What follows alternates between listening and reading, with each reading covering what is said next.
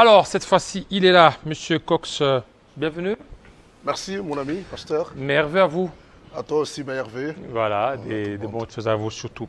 Alors, Monsieur Cox, que comprendre du rappel du gouverneur Kamboulou?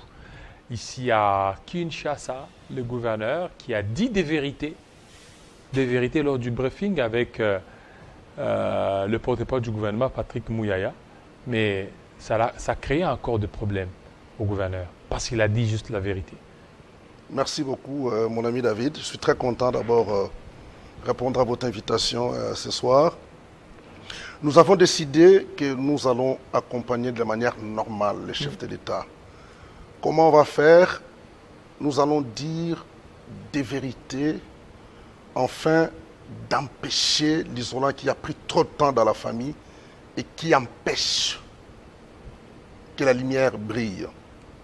Moi, je crois que tout de suite là, condamner le gouverneur du Kasaï, ça ne va pas être correct. Mais nous devons d'abord connaître ou chercher à connaître d'où il vient, comment il est devenu gouverneur. Le gouverneur? Bien sûr. Il n'est pas de l'UDPS? Non, il n'est pas de l'UDPS. Ah bon, il est malheureusement. On a un sérieux problème dans notre pays, cette histoire de parrainage ou de mécènes.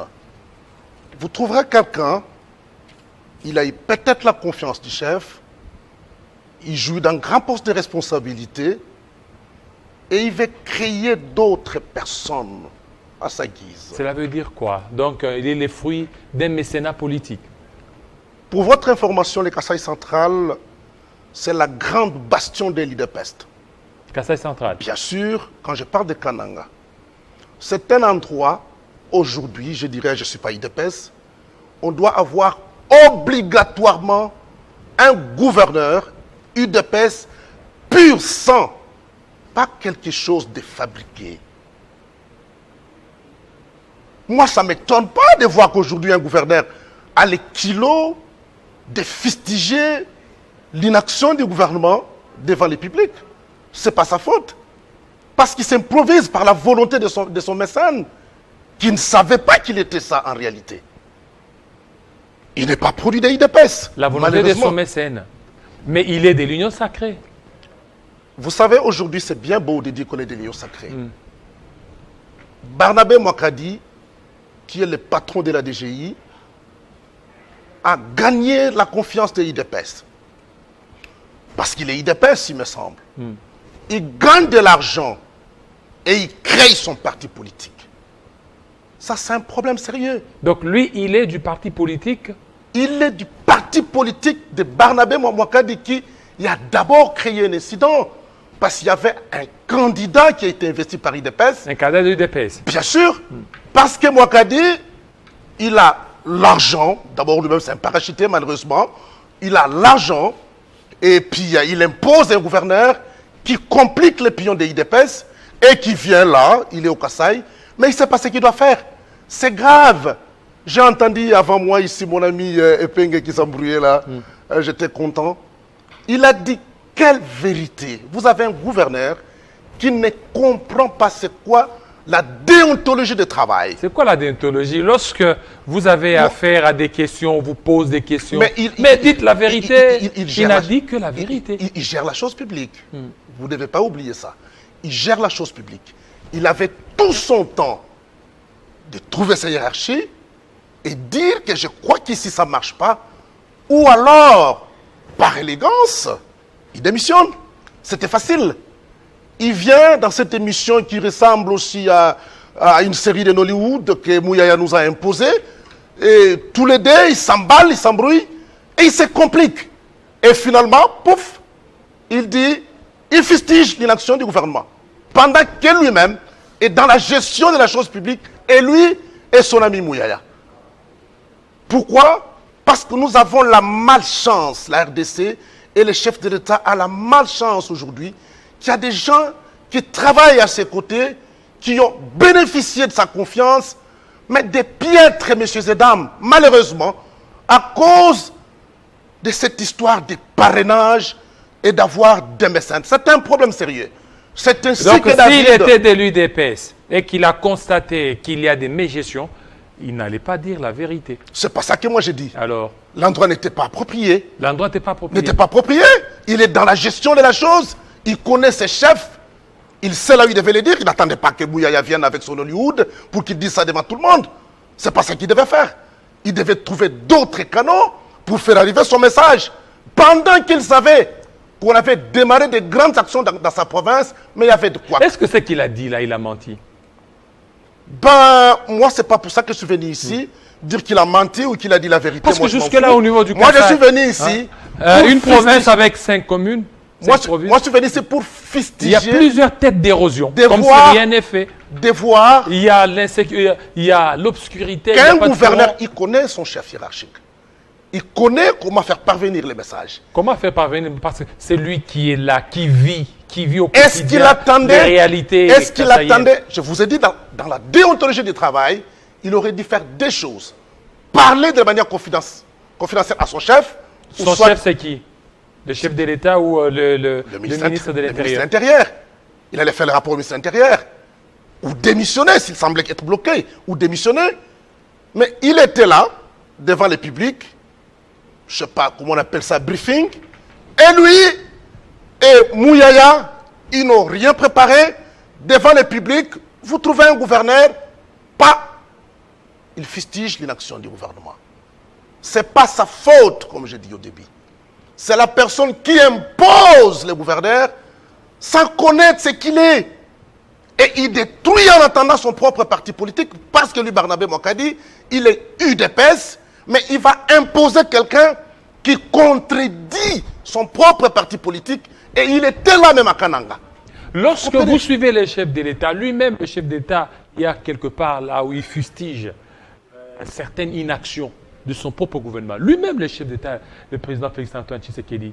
Mais là, ça ne crée pas de problème. Mais si les gouverneurs disent jusque-là, il n'y a encore rien qui est fait. Mais pourquoi aujourd'hui vouloir coûte que coûte rappeler les gouverneurs ici? Le président de la République va faire le rapport à qui? Il va appeler qui pour dire voilà, j'ai besoin que tu m'as dit fait qui? C'est la plus haute, c'est la première institution.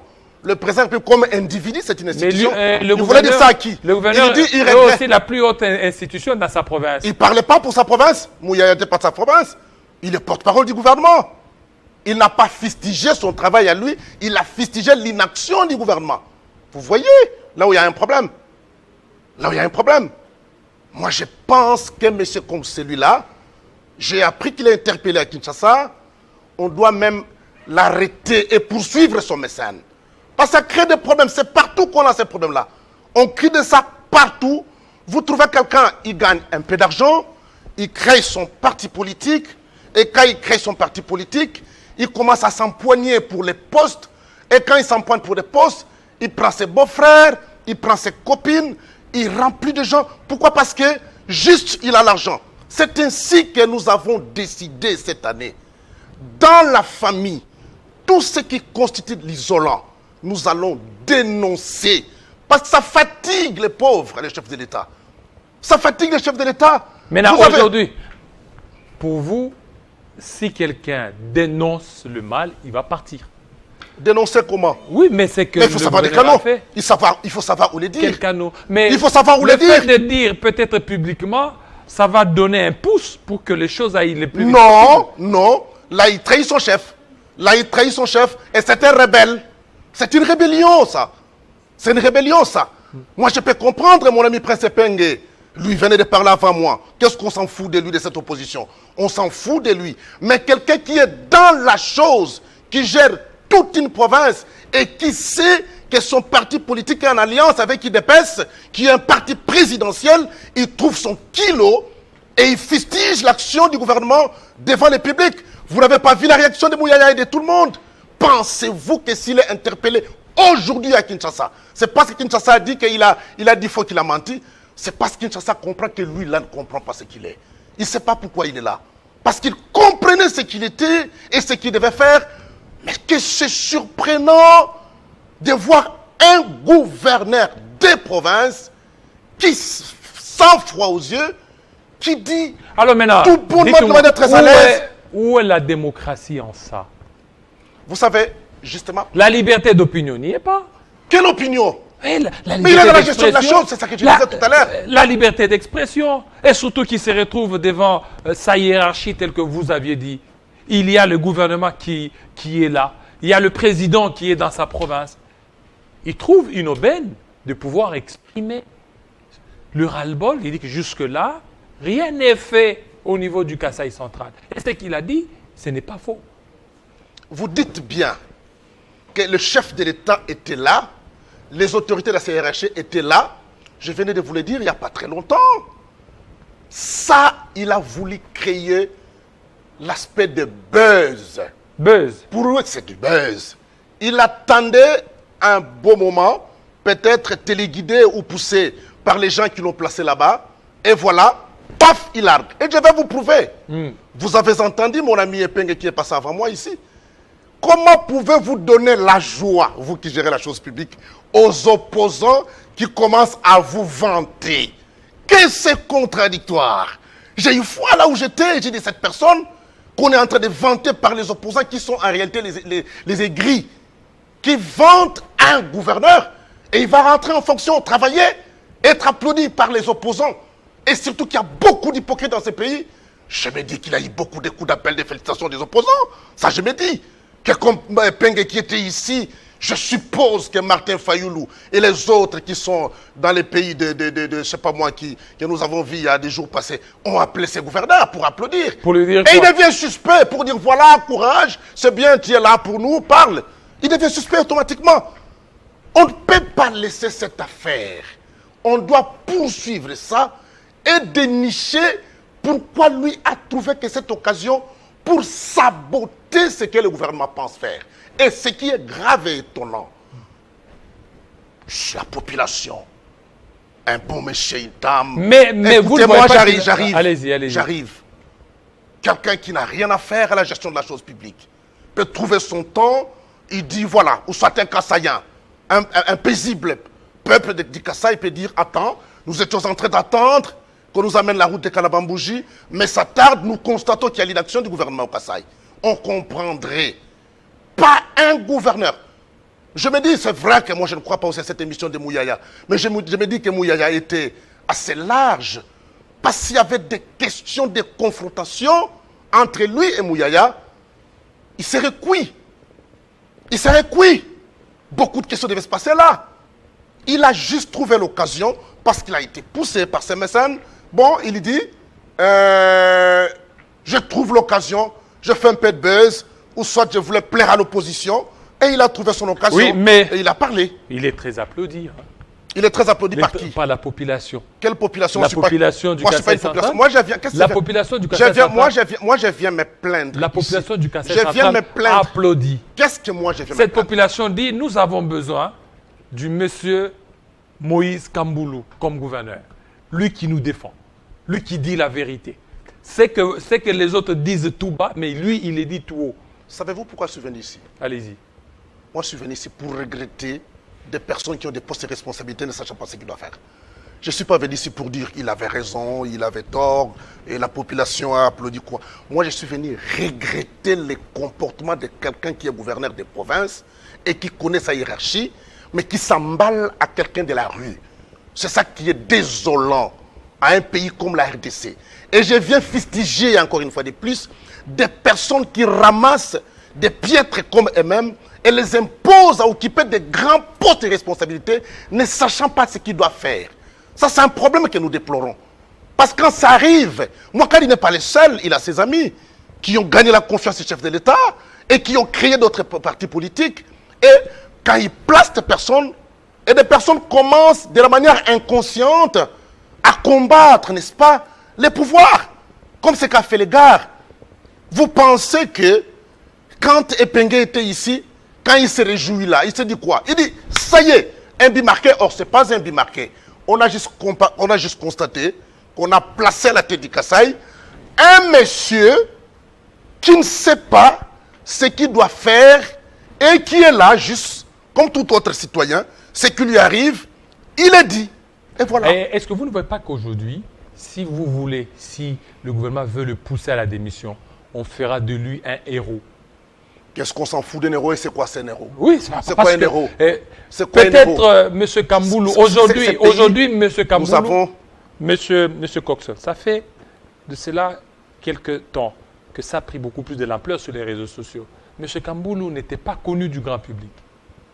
Mais cette sortie a fait de lui un nom. Et si aujourd'hui on le pousse à la démission, il restera gravé et vous ferez de lui un héros. Aujourd'hui, s'il veut briguer certains postes, il sera déjà connu parce qu'il a fait un nom. Moi, je pense que c'est ça qu'il voulait. Il voulait faire son nom. Vous savez quoi?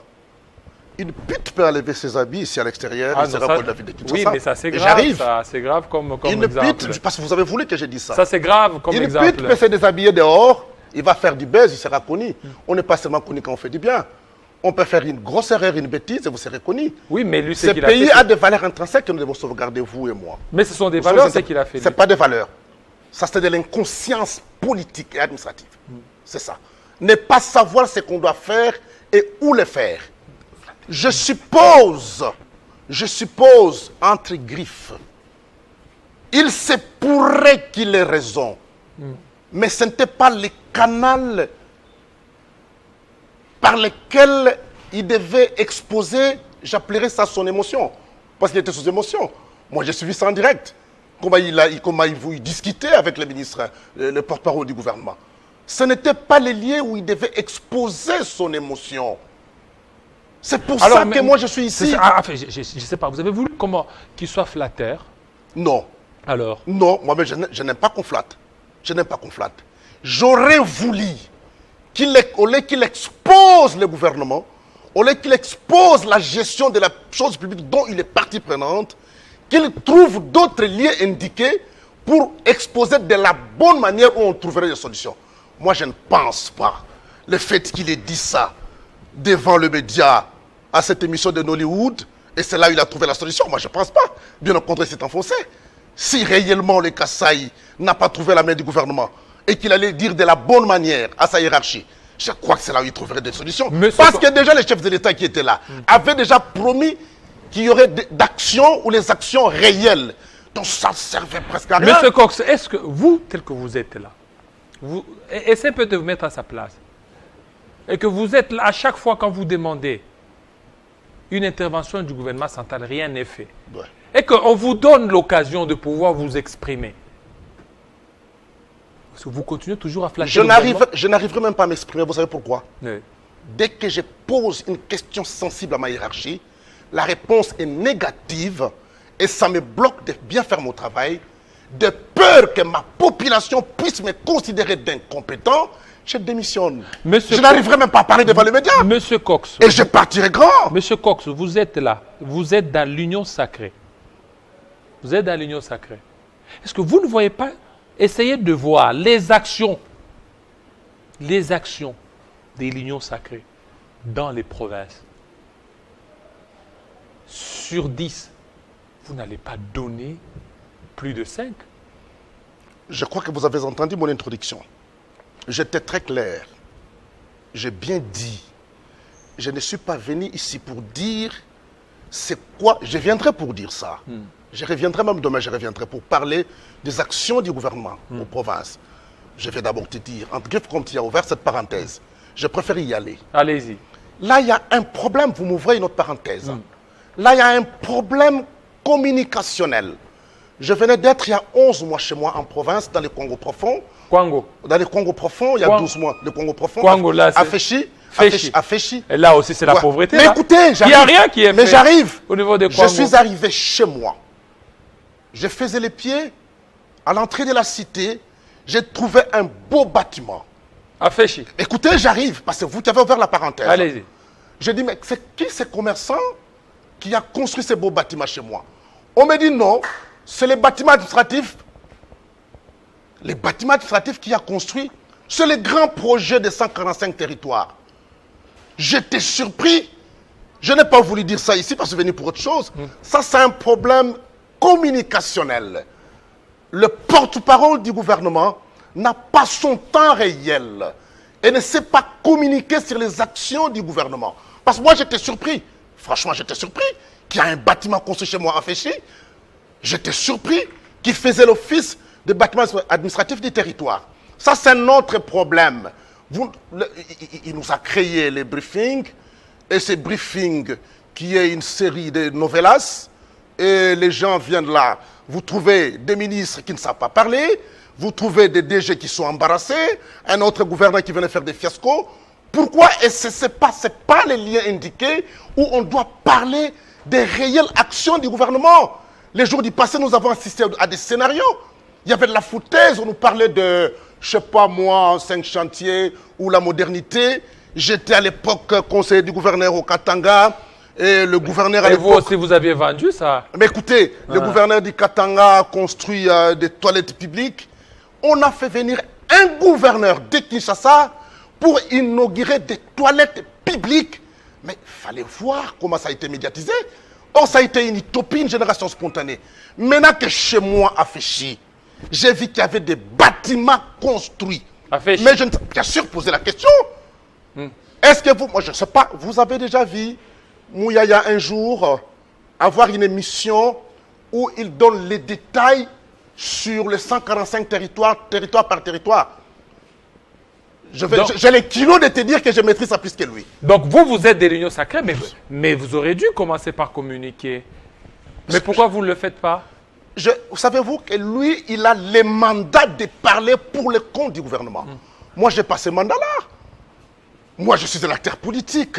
Je réfléchis dans mes voies. Mais je peux bien le faire comme si je venais le faire ici. Quand j'ai senti qu'il y a un gouverneur qui est embêté, je l'ai fait.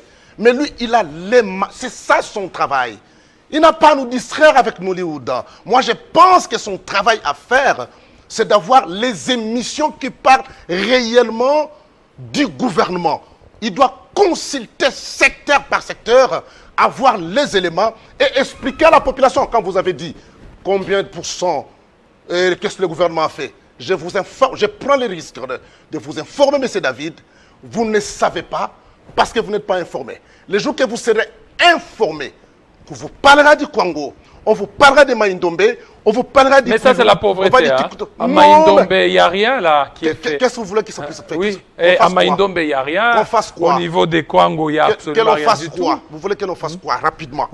Non, mais c'est moi qui vous pose des questions, c'est à vous de répondre. Mais je vous dis que j'ai trouvé un beau bâtiment. Au niveau de Maïndombe, il y a quoi? On a construit les écoles. À Maïndombe? 145 territoires. On a construit les écoles et les hôpitaux. À Maïndombe? Bah oui. Voilà que tu n'étais pas informé. Parce que Mouyaya n'a pas communiqué.